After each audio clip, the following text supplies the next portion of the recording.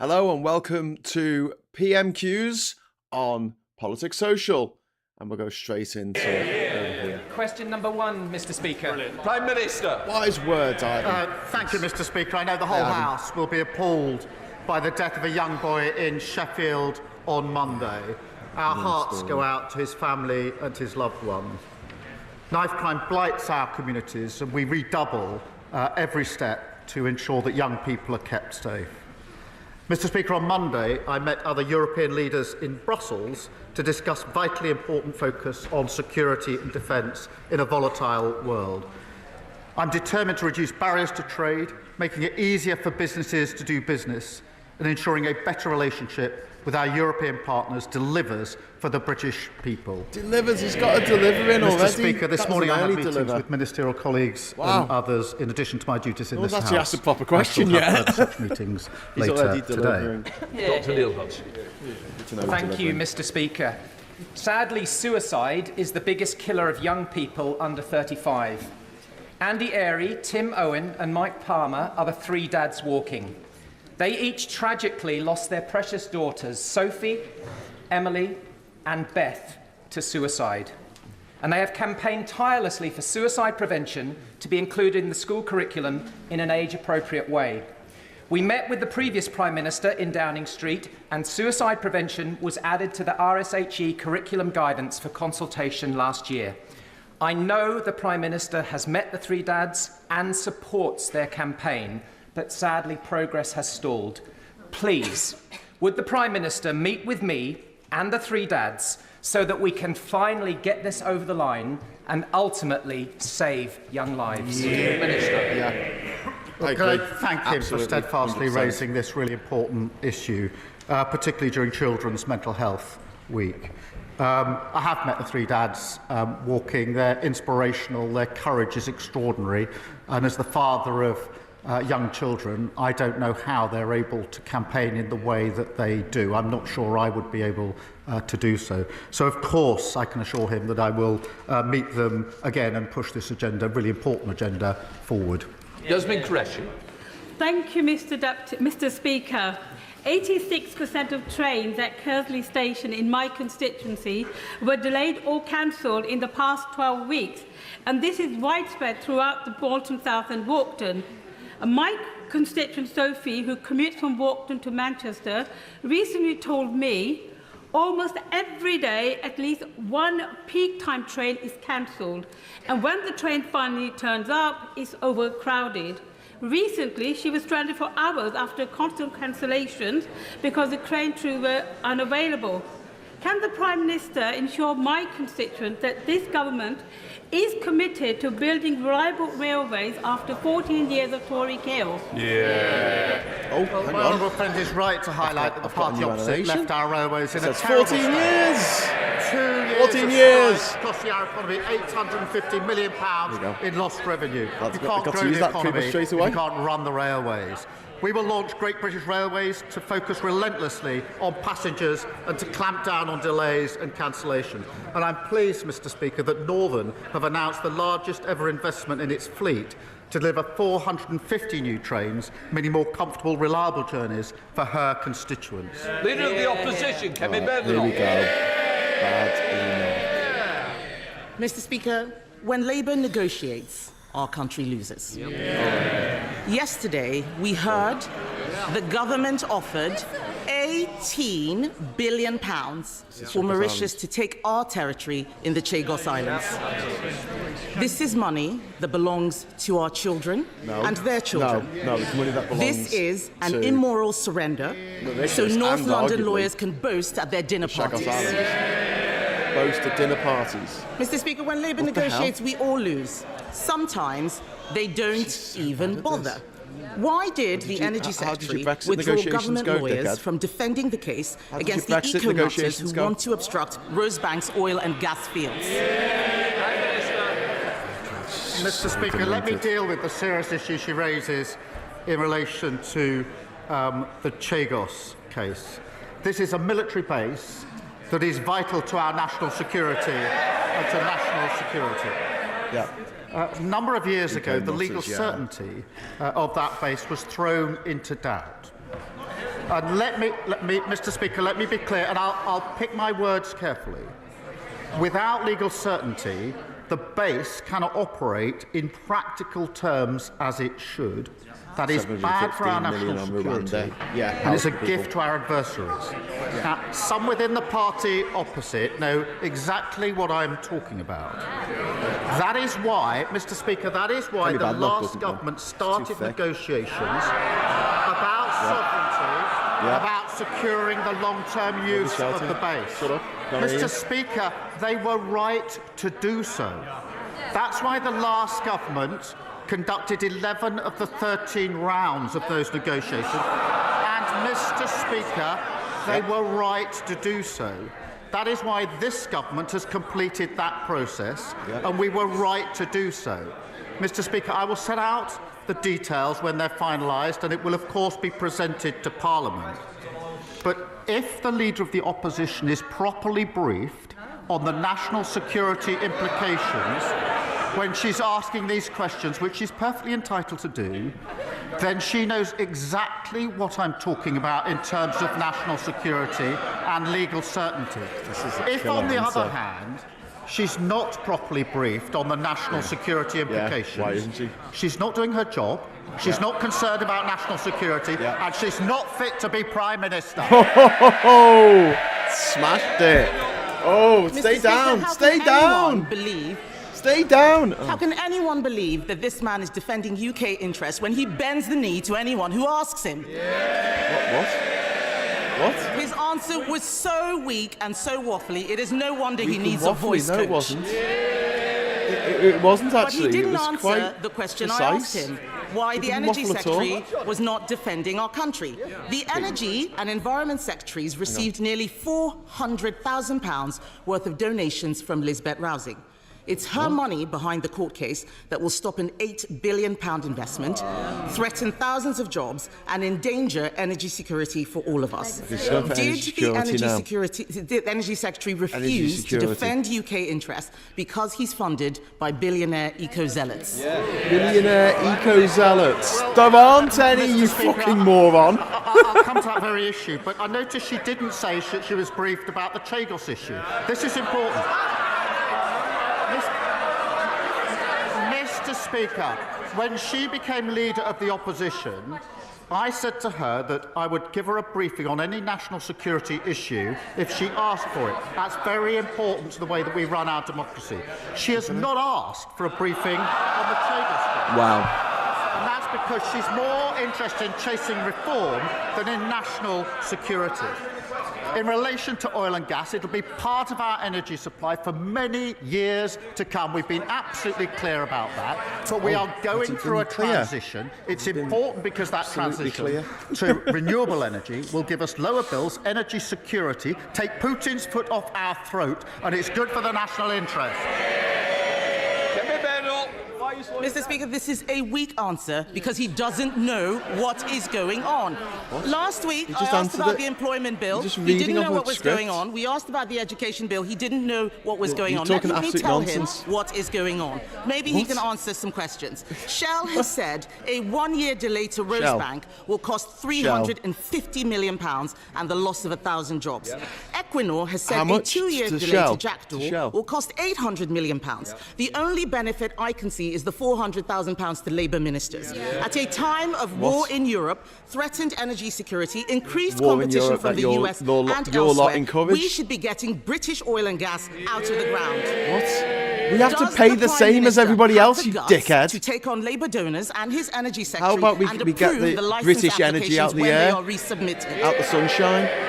She doesn't even want to know what's going on, otherwise she'd have she's all over the place, Leonora, you're right. Fucking hell, she's so bad at this. On Rosebank, she knows the court case that has meant that the licence has got to be reviewed. There's a process that's got to be gone through in the proper way. She understands that, but yet again she's proving all she can do is student politics and playing party politics. Hey! No, Speaker, you're the one playing student politics. Of the people of this country. When Labour negotiates, our country loses. Are you trying to make a catchphrase out of that? It's not going to work. Our country loses. Really? Tell us about the Brexit negotiations. Tell us about the Brexit negotiations. He's talking about bringing growth and investment. Last week, he lost a £450 million investment from AstraZeneca that we negotiated, Mr. Speaker, and which would have delivered growth immediately. That same day, he also lost the £8 billion oil field investment that would have delivered next year. Business is abandoning the North Sea because of his decisions. What signal does he think he is sending to investors?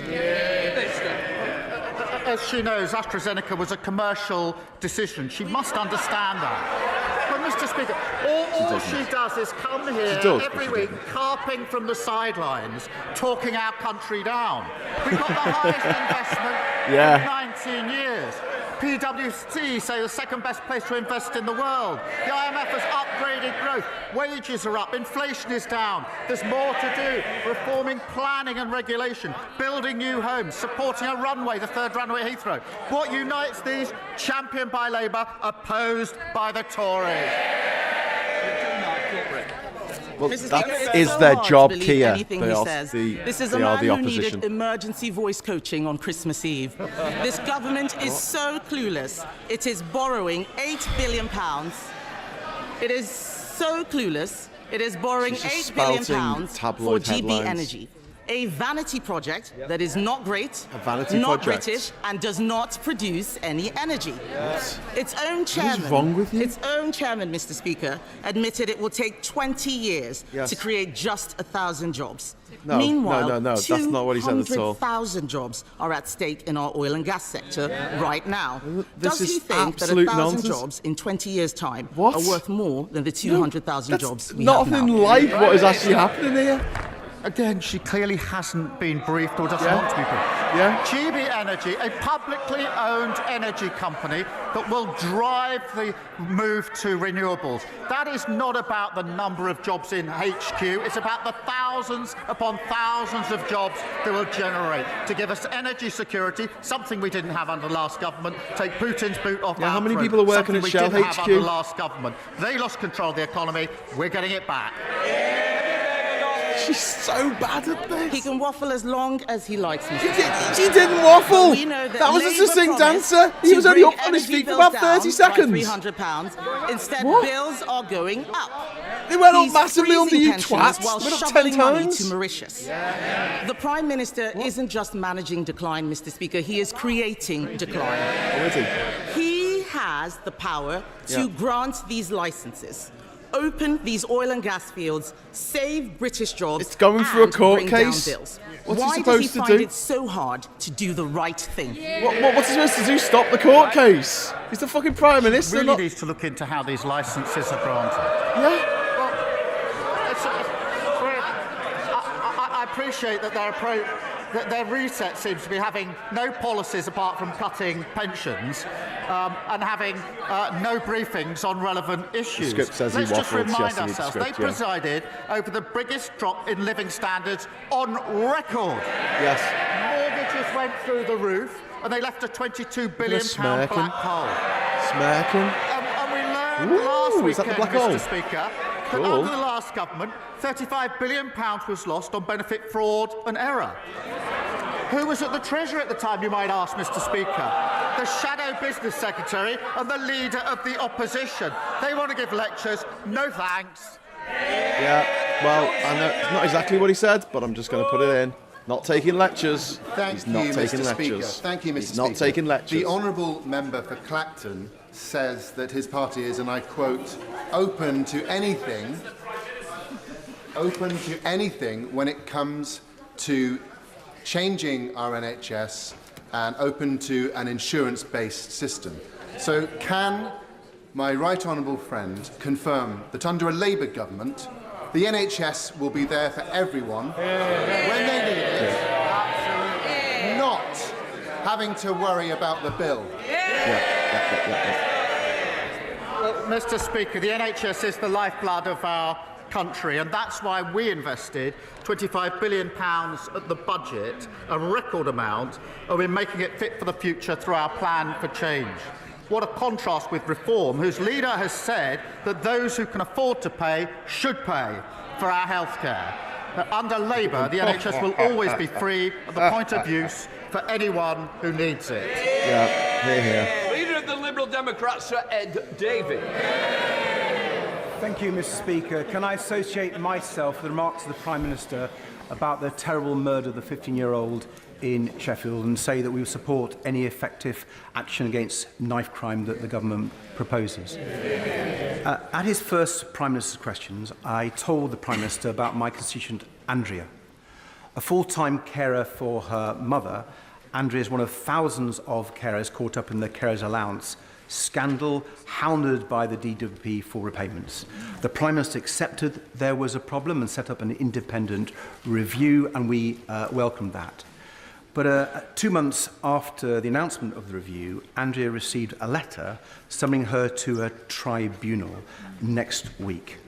Her mother's health has been deteriorating. She's had to go in a care home. This is the last thing Andrea needs. So will the Prime Minister step in and do the right thing and cancel Andrea's tribunal and all proceedings against carers like Andrea, at least until the review is concluded? Prime Minister.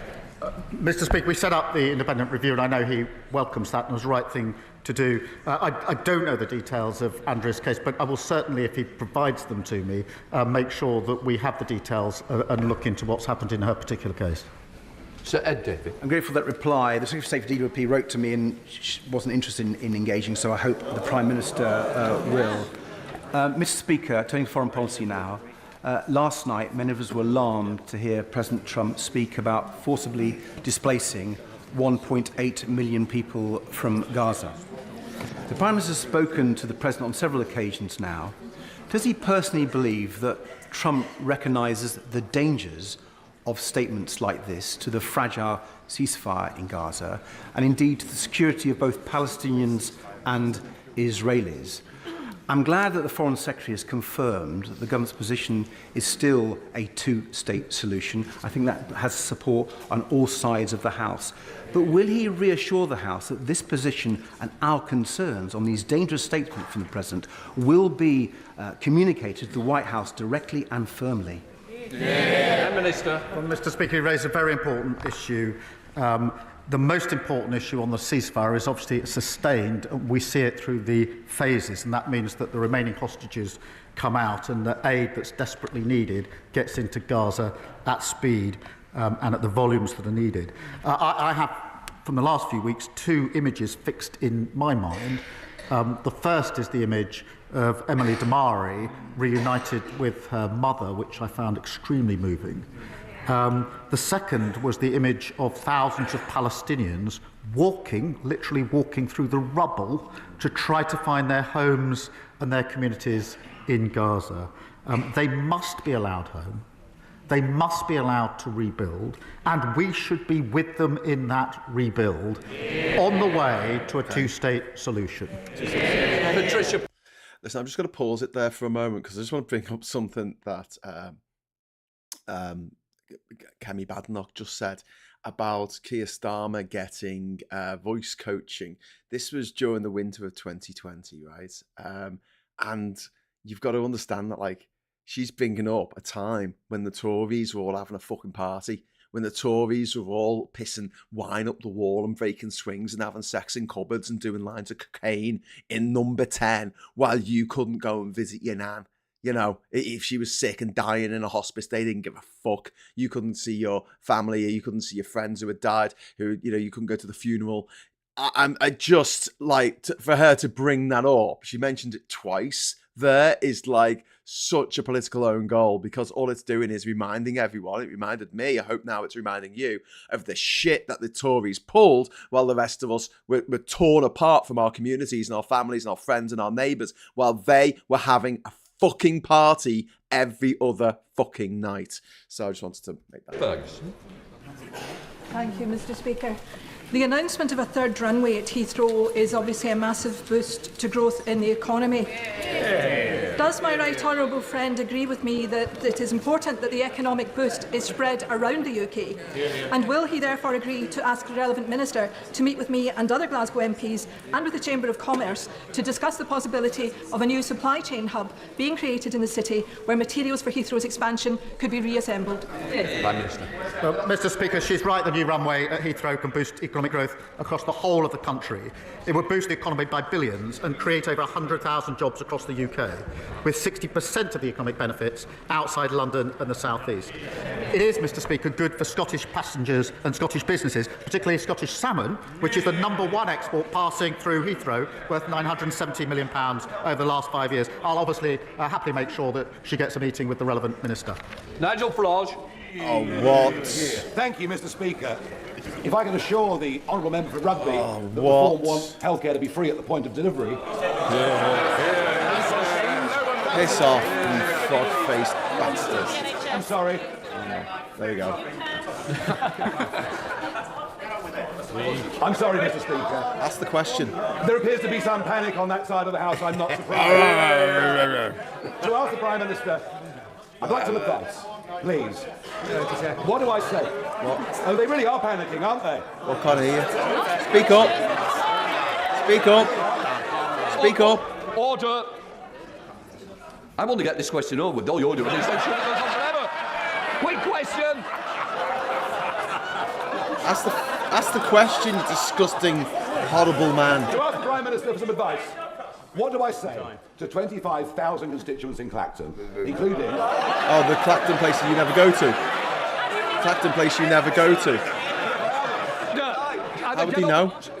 No, you don't. No, we're not both standing at the same. Look, I need a quick question, then I can get you the answer. Come on. What do I say, Prime Minister, to 25,000 constituents in Clacton, including 99-year-old Jim O'Dwyer, who flew a full set of missions on Lancaster bombers as Lancaster bombers. He stood up, he's got to talk about fucking Spitfires and Lancaster bombers. Whilst at the same time we're prepared to give away a military base and pay £18 billion for the privilege of doing so. What was all that about? He talks of panic. The only panic is people using the NHS who know that under his policy he wants to charge them for using the Yes. NHS. And what he should say to the people of Clacton when he finally finds Clacton is that they should vote Labour because we're stabilising the economy and boosting the Gems. Oh, just get his face off me. I don't want to see it. Thank you, Mr Speaker. Many of my constituents in Folkestone and Hythe are expressing their frustration at the previous Tory government net migration figures, which quadrupled, increasing by nearly 1 million. But unbelievably, the Shadow Foreign Secretary has admitted that her party is proud of their open borders experiment on Britain.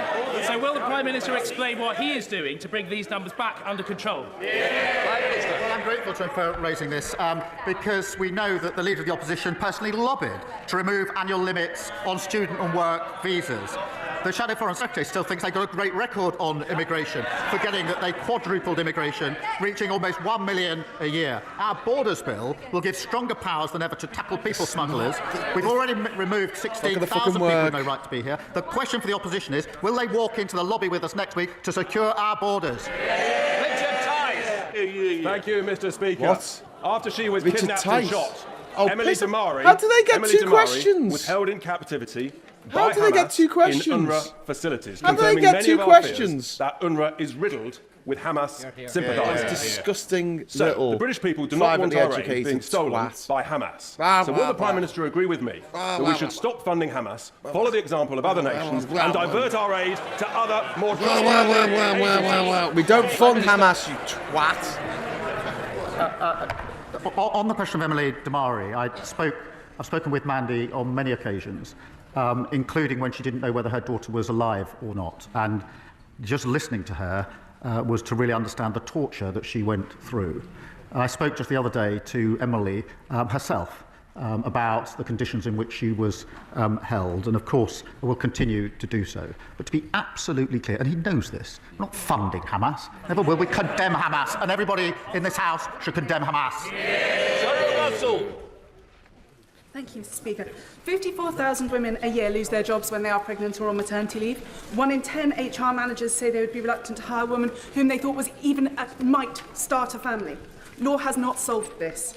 Will the Prime Minister please meet with me, Dad Shift and Pregnant and Screwed to discuss the ring-fenced paid paternity leave that is needed to bring about change? Prime Minister. She raised a very important issue in relation to maternity pay and maternity leave. The Leader of the Opposition thinks that maternity pay is excessive, and that's the difference. We know that workers' rights are pro-growth, and I'm proud that our Employment Rights Bill will introduce parental leave from day one, which means 1.5 million more employees will be entitled to unpaid parental leave and 30,000 more fathers to paternity leave. I'm happy to ensure that she gets the meeting with the relevant minister. Gaga Mahindra.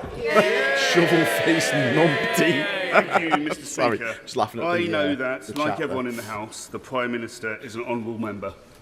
On that basis, can you repeat his assurances that all rules were followed while the country was in Tier 4 lockdown in December 2020? Bringing it up not just again. by him, but as his team as well, but also his voice coach, Leona Mellinger. Why are you bringing this up, you fucking In idiot? December 2020, I was in my office working on the expected Brexit You were having deal. parties?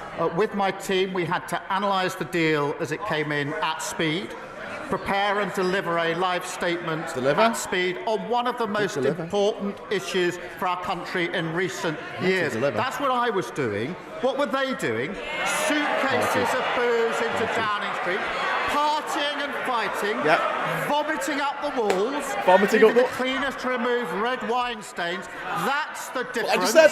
I was working, they were partying. Exactly! Hey, you fucking idiot! Why did you need that open goal? For Starmer to shoot into? Oh, I know the whole House. Starmer's not will even that support great the a Prime striker, Minister's but he's knocking out the comments park and send today. our thoughts to the family and all those who loved Harvey Wilgoose after his tragic and senseless death on Monday.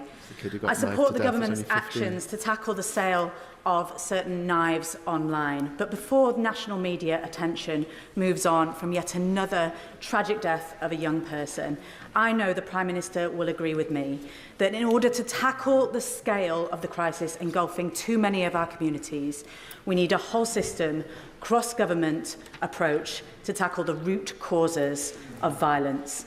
Will he commit his government to tackling such a national strategy?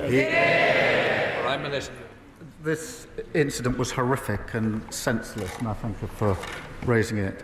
I think the thoughts of the whole House are with the victims' family, friends, and the school community and the wider community who've been impacted by this.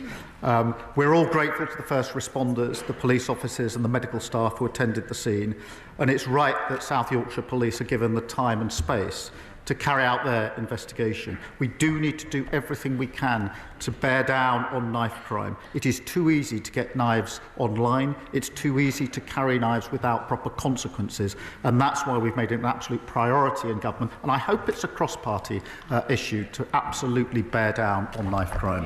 James McCreary. Thank you, Mr. Speaker. I know the Prime Minister will share my deep concern that families in my constituency of Lewis, particularly those with disabled children, face agonising waits for essential adaptations to council housing. In my inbox, I have cases where delays have left people unable to use a bathroom or even access a kitchen to simply make a cup of tea. Will the Prime Minister meet with me to discuss how we can ensure councils have the funding they need urgently to build and retrofit homes to ensure that all children have the start in life they deserve? Minister. Look, can I thank you for raising this really important that's a issue surprisingly for good question, his but it was from constituents the and Lib Dem, actually so not from many the Tory. Constituents.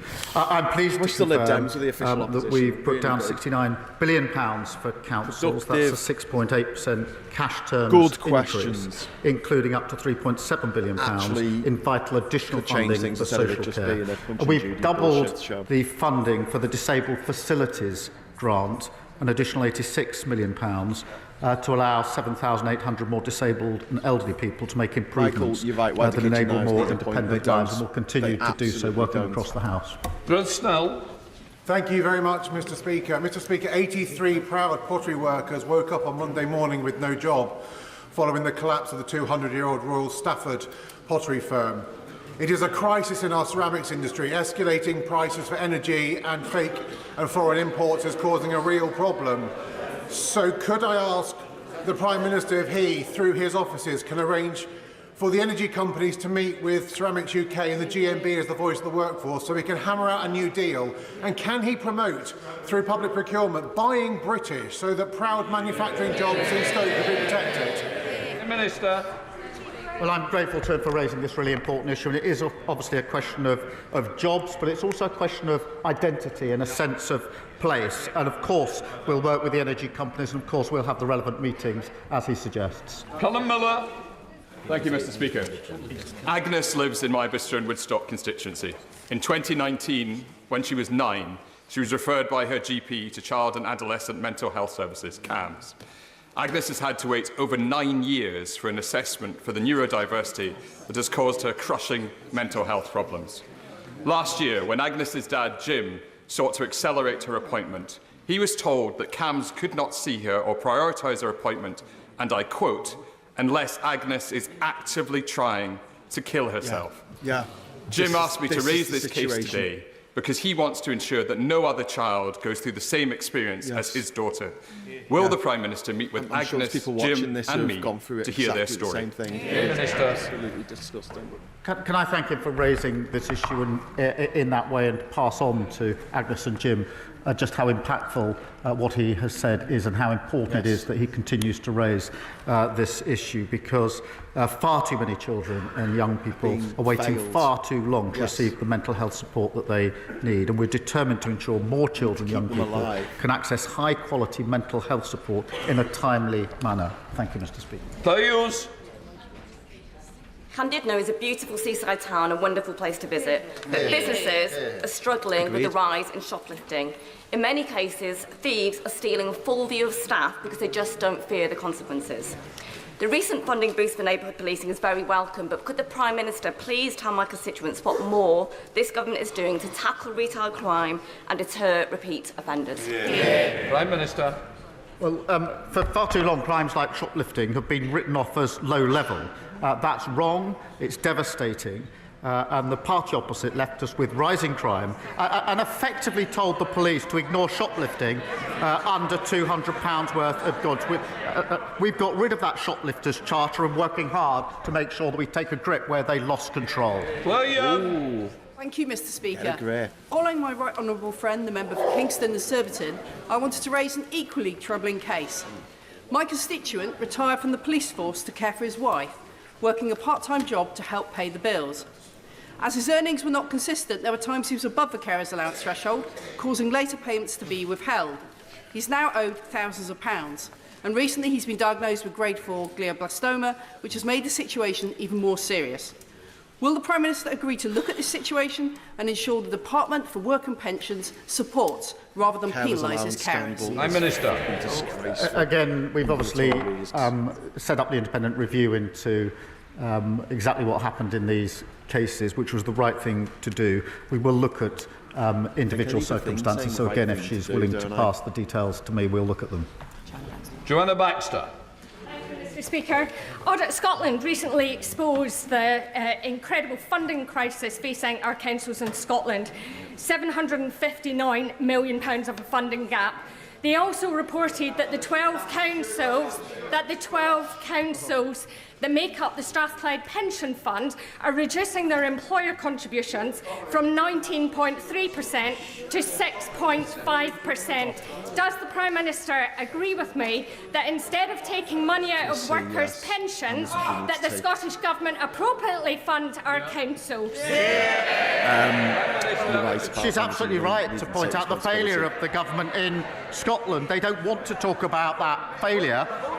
They've got the powers, they've got the resources, they just haven't got any excuses left. Close question. Yep.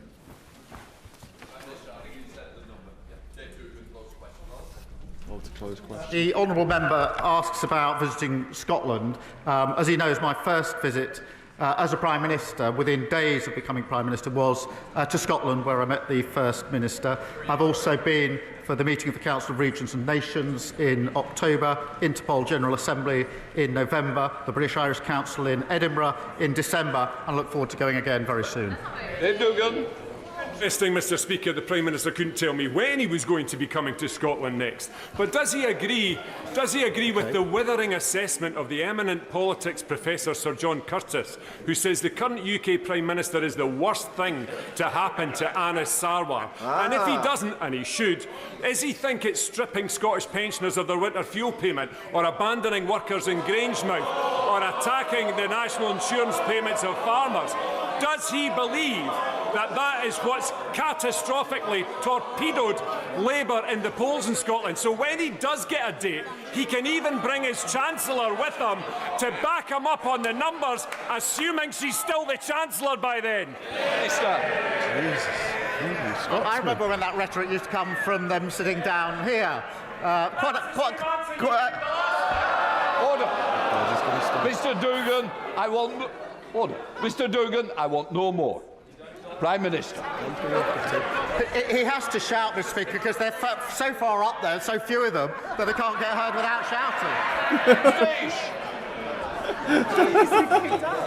My constituent Matthew and his mum Catherine, alongside Emma Murphy and Janet Williams, have campaigned for many years to get compensation for families affected by the epilepsy drug sodium valproate. 12 months on from the Patient Safety Commissioner's report on this matter, those harmed are still waiting for the recommendations to be implemented. So can I ask the Prime Minister how much longer individuals and families impacted by valproate will need to wait for the clarity they seek? And will the Prime Minister arrange for the Health Minister to meet with valproate campaigners to discuss this important matter? Minister. Well, Mr Speaker, this is obviously a really important matter. I understand the Minister for Patient Safety did meet patient groups before Christmas to hear their stories and their accounts and experiences firsthand. And we will provide an update on the Patient Safety Commissioner's report at the earliest opportunity to the House. Saoirse Eastwood. Don't get me wrong, I enjoy the passion, We all but know how the song goes. You got to know when to hold them, when to fold them, when to walk away, and when to run. And we've done all of them in Northern Ireland because the system of government that we have is a gamble. Well, I'm not prepared to roll the dice on the people of Lagan Valley who have already been without government 40% of the time. Secretary of State for Northern Ireland says he wants to stop the cycles of collapse. So do I. But don't then turn around and tell us in Northern Ireland that we can't deliver public service transformation if no steps are taken to stop the collapse. The people of Northern Ireland who I represent, nationalist, unionist and unaligned like myself, are all out of aces. Our public services are on the floor. Will this government be the one to step up to the plate, reform the institutions, end the veto and stop rolling the dice on the people of Northern Ireland? Prime Minister. Yeah, Mr Speaker, since 1998, the Good Friday Agreement has delivered a far more peaceful society in Northern Ireland, and that is really important. Restoration of the power sharing was a significant milestone and allows the institutions to make progress on the most important issues to the people of Northern Ireland, and will continue to work with all parties to that end. Jill Furness. Bit of a non-answer that. I was delighted to recently visit Chaucer School, a great school in my constituency with fantastic young people and innovative and motivated teaching staff. But 14 years of Tory government did not do enough for more than 300,000 children across the country attending schools that are stuck and kept receiving poor Ofsted judgments. Will the Prime Minister set out how this government will tackle inequality and tear down barriers to opportunity through our plan for change? Mr Speaker, the Children's Wellbeing in Schools Bill will ensure that all schools can innovate, new teachers are qualified and every child receives a consistent core education to set them up for success in life. Dr Danny Chambers. Mr Speaker, 5 months ago, the Care Quality Commission reported that 2/3 of maternity units in England were unsafe. And years of unsafe staffing levels have resulted in the NHS paying an astonishing £1.15 billion a year in compensation due to avoidable injuries caused during childbirth and sometimes deaths. The previous Conservative government have allowed maternity services to deteriorate to the point where many consider it to be a public health crisis. Will the Prime Minister commit to improving maternity care and women's health services as a top priority so our maternity unit in Winchester and those around the rest of the country are the safest places in the world for women to give birth? I thank him for raising this important issue. Women and babies deserve the highest standards of care through pregnancy, birth and the months that follow. We're committed to recruiting thousands of new midwives for the NHS whilst providing support to trusts failing on maternity care. Mr Speaker, we're working with the NHS as it delivers a 3-year maternity plan, which is making good progress in improving services, including for his constituents. Final question, Michael Wheeler. Mr Speaker, last week I had the opportunity to visit 2 of the local job centres that serve my constituency of Worsley and Eccles. The dedication of the staff I met to helping our local community, supporting people into work and adapting to the area's needs was inspiring. Does the Prime Minister agree with me that we must listen to their frontline experiences as we look to remove the barriers to work that keep people locked out of jobs, and will he visit these teams with me to see the work they do? Well, I thank him for his question. Our Get Britain Working White Paper sets out the biggest reforms to employment support in a generation, backed by £240 million of investment. And through our plan for change, we'll boost living standards, more secure, rewarding jobs to make work pay. Thank you, Mr Speaker. That completes Prime Minister's questions. No. There we have it. Okay, that completes Prime Minister's questions, and that'll go away now. You can go away now, Prime Minister's questions, but you can stay here if you want for a little bit. We're going to just have a little bit of a review of that. Kemi Badenoch was all over the shop. That was like, she's put in some terrible performances up till now, but that was 0 out of 10. Like, that was absolutely appalling. The first question was about the Chagos Islands. She made a shit point. She wasn't across her brief, which Starmer blew her up over and said, listen, I've told you, you can come to a briefing about this if you want to, but you haven't attended any. And then the second question, I guess, should have been a follow-up to the first one about the Chagos Islands, but then she abandoned that to ask about the Energy Secretary's relations to people who don't want the world or humanity to end in fiery death as global heating goes out of control and we hit tipping point after tipping point after tipping point. And she actually said billionaire eco-zealots. Was I hearing things? Is that the term she used? Billionaire? Who the fuck is a billionaire eco-zealot? Every person who's a billionaire on the fucking planet has made their money by destroying the fucking planet. Like, I mean, maybe Taylor Swift, at a stretch, is a billionaire who cares about the environment. And while I'm sure she does her best to keep the carbon emissions down when she's touring around the world on her Eras tour, those are pretty big productions. They were pretty bloody big productions. That is just insane. And then for the Tory, I mean, like, for me to stop the video, stop the feed and just say, or pause it, I should say. For me to pause the feed and go, that was a really stupid question to ask about his voice coach. It's like some non-story that's been dug up by some tabloid hack journalist who possibly should be in jail for hacking into people's phones, probably. And like, it's a non-story. It is an absolute non-story. But all it does is highlights the fact that the Tories had a load of fucking parties when we weren't allowed to leave our homes. Now, I thought at the time, oh, well, she dodged a bullet there because he could have stood up and said, you are having these parties while we were working. But it was part of another question. You kind of ignored it. But then to have a Tory MP stand up and say it again, to say, oh, you had a voice coach, didn't you? Come round to your place to teach you how to talk proper right. Well, we were having parties. So really, why weren't you having parties? Why weren't you pissing fucking, vodka up the walls and breaking swings and having sex in the cupboards? Why weren't you doing that? And it was just. Anyway, shout out to Saoirse Eastwood of the Alliance Party of Northern Ireland for the Kenny Rogers quote there from The Gambler. I don't know if Keir Starmer got that reference, but I did. But yeah, in the chat, we've got Chris C. The Potteries had a triple whammy in the 80s, 90s, the closure of the mines, the closure of the pot banks, and the closing of Shelton Steel Foundry. Yep.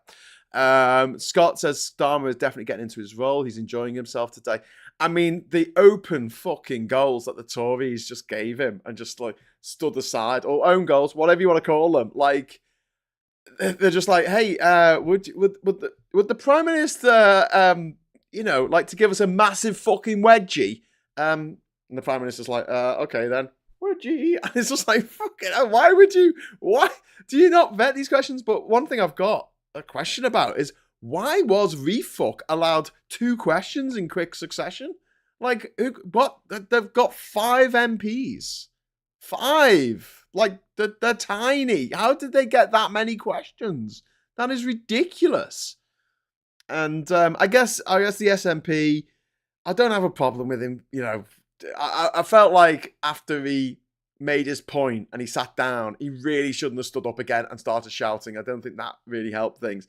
And you know what? I do like a little bit of passion in what you're saying, but when what you're saying is essentially, oh, Labour are bad because they're doing all these things that Labour have been doing for a long time, it's not bringing anything to the debate. It's not bringing anything to the Prime Minister's attention. And I have to say, the best questions I always feel are ones where, like today, someone stands up and says, my constituents lost a daughter. My constituent looking after an elderly parent and this happened. My constituent, making it so like the Prime Minister can't just stand up and say no. You stand up, you say, look, this has happened. It's really bad. Can we make sure that this stops happening? And the Prime Minister can't make a joke about that. He can't, just tell you to shut up or go away or just stand up and say no, which you do sometimes, other times. But if someone's just going to stand up and say, Labour are crap, you're doing all these things that these, 6 problems or issues that were, decided on 6 months ago, including the winter fuel allowance, the keeping of the bedroom tax and other things that Labour are continuing with, which I don't agree with. But at the same time, you just make it easy for the Prime Minister just to stand up and make a joke about how you have to shout because you're so far away these days. I remember when you were down at the front when people used to like you. Again, a bit of an own goal. So, and seeing Farage being jeered by literally everyone in the House was quite edifying. You saw the Lib Dems jeering him, the Tories were jeering him, Labour were jeering him, the SNP were jeering him. Like, nobody likes him in the House. They all just think he is just an absolute grifter scumbag, which he is. So that was good. I don't think he came out of that looking good. I think that Richard Tight and talking about fucking Lancaster bombers, like seriously, if he becomes Prime Minister, heaven forfend, like I'm gonna have a whole bank on my stream deck of like, of animations that are just quotes from war movies and fucking going on about fucking Spitfires all the time. Absolutely obsessed with a war he had nothing to do with, and had he had anything to do with it, he would have been on the side of the Nazis, okay? So the old man, the 99-year-old who was flying the Lancaster bomber, would have been bombing him, because he would have been a fucking Nazi. Do you know how I know he would have been a fucking Nazi? Because he's a fucking Nazi. Anyway, David Peacock says, Mr. Speaker has lost the plot. I don't know. Possible Mr. Speaker isn't used to seeing Frogage in the House, so was confused, Graham. Well, true. It did allow Starmer to make a joke about him not about Farage never going to visit his constituency of Clacton. Might I recommend some Lord Flashheart? Woof woof. Says Gallifrey. Well, you can always recommend Lord Flashheart to me. I'll always take that. Talking of taking stuff, thank you very much to Ivan Ambrose there for the super chat. That's very kind of you. With regards to not acknowledging failures, the SNP are just like the Tories on that particular score. I mean, look, I honestly, mate, I've got less of a problem with the SNP than I do with the Tories. I really do have major issues with the Tories. Whereas I think the SNP, a lot of them, the heart's in the right place, individually perhaps, or even as a sort of, they are a centre-left party. So I'd rather they were in the House than fucking Refuck or the Tories. You know, I really would love to see the Lib Dems be the opposition after the next election. I think it would be fucking wonderful, because you'd have these constructive conversations. Sir Ed Davey, when he stands up, he always makes good points, and he puts them across in a way that the Prime Minister is he has to agree with him. You know, you can't get around it. He makes a good point. He says, listen, this is what we need to do. This is what we need to focus on. Will the Prime Minister talk with me and we'll discuss? And yeah, it's a great way of getting your points across. Unlike Kemi Badenoch, who is, I don't know the word. I have a huge problem with what is, I guess, I'm going to be sensitive about the way I say this, because obviously Kemi Badenoch is of Nigerian heritage, but like the way that the posh, privileged, rich, privately educated people go on about DEI, right? What they're really saying, well, they're being racist usually, but what they're really saying is they don't want people who they regard as not up to the job to be taking a job of someone who is able, someone who is not disabled, I should say. Someone who's not disabled, someone who is white, someone who is posh, someone who is rich. And the reality is, you end up getting these absolute incompetents like Kemi Badenoch, like Matt Hancock, like Boris Johnson, taking these really important roles in our democracy, in our state, in our public life, and that to me is the DEI that should stop, because it's the opposite. Whatever, we need to make an acronym, don't we, for like the opposite of DEI, which is just whitewashing wankers or something. I don't know if it's particularly the case in Kemi Badenoch's situation, but she was privately educated. She did come from money. You know, I just feel like if they're going to complain that allowing someone like my partner, who's she's got a PhD. She has a PhD in physics. She is a data analyst. She's like one of the best in the country. But she's deaf. So to Donald Trump, he'll be like, oh, you should get rid of her. She's obviously a DEI hire, when she's not. But because of the policies brought in by successive governments to allow for people who are deaf to work in the workplace, she can be doing a really important job in this country, and she can be getting on with it better than someone who has perfect hearing could, who just happens to have a rich daddy. And so, yeah, let's. I think the pushback against this pillarization of DEI, I think the pushback has to be, okay, well, how come we keep getting these incompetent dickheads, these absolute numpties, like Kemi Badenoch, rising up to the highest ranks of the Tory party just because she was born rich? That she went to a nice school in I think she went to the most expensive school in Nigeria. But she went to a posh school. She hangs out in the posh circles. And they like to hold her up and say, hey, look, there's someone who's from an ethnic background who supports our policies. And I'm like,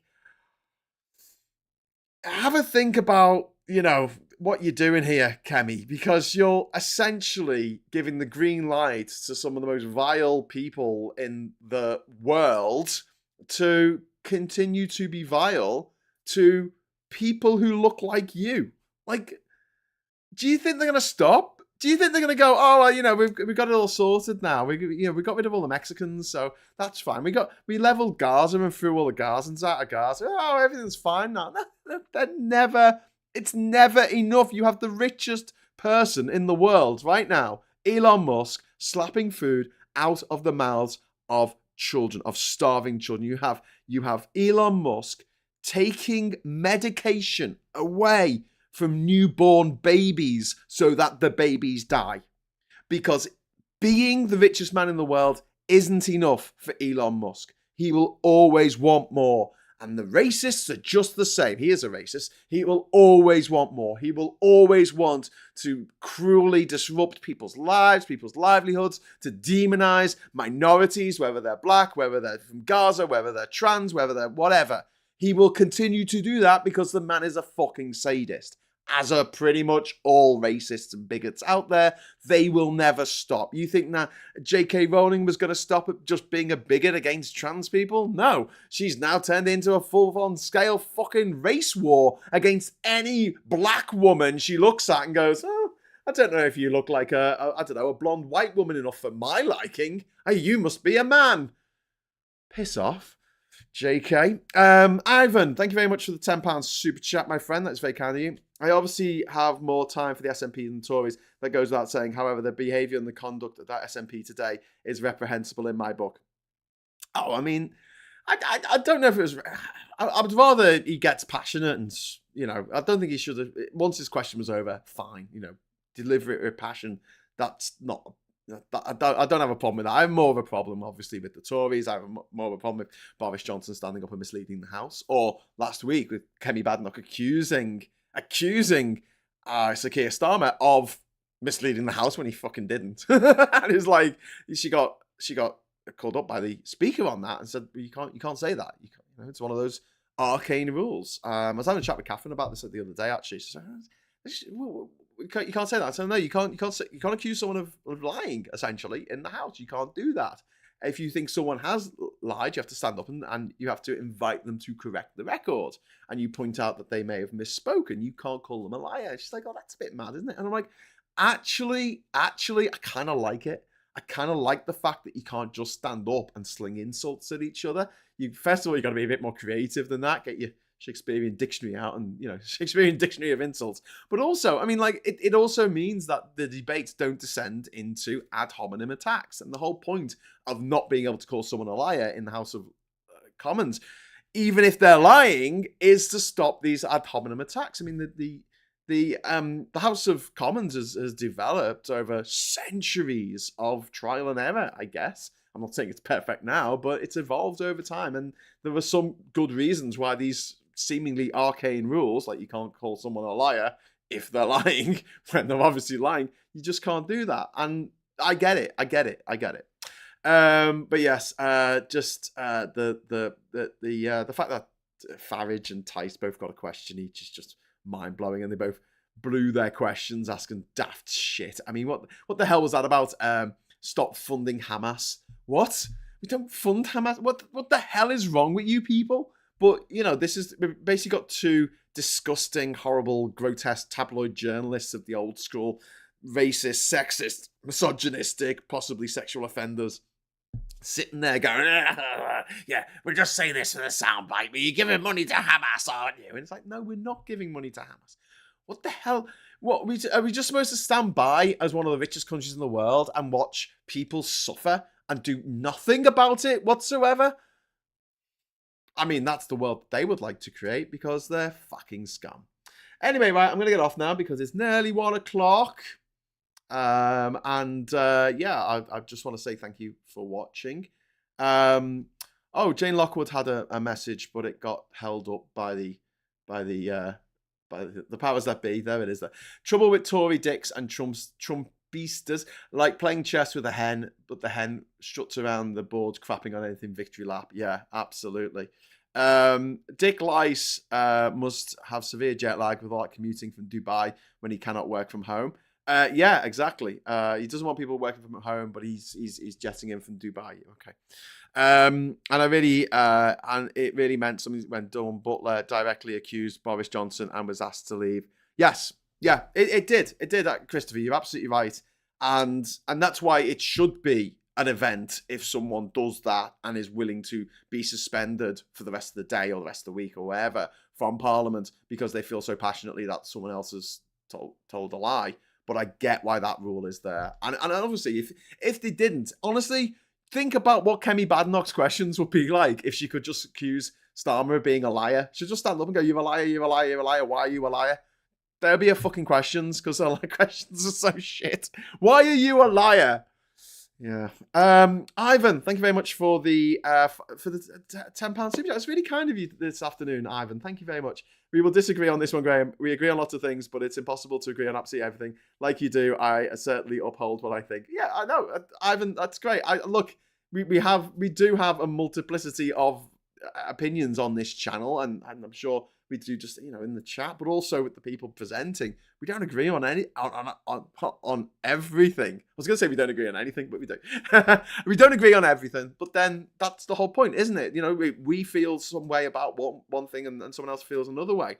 But I feel like we are all together on the whole concept. The overall concept is we just want people to have a good time, That's what we're here for in life. We're here for a good time, not a long time. And we have to fight, unfortunately, against the people who just want to make our lives and the lives of our friends and neighbours and loved ones and parents and children and everyone we know.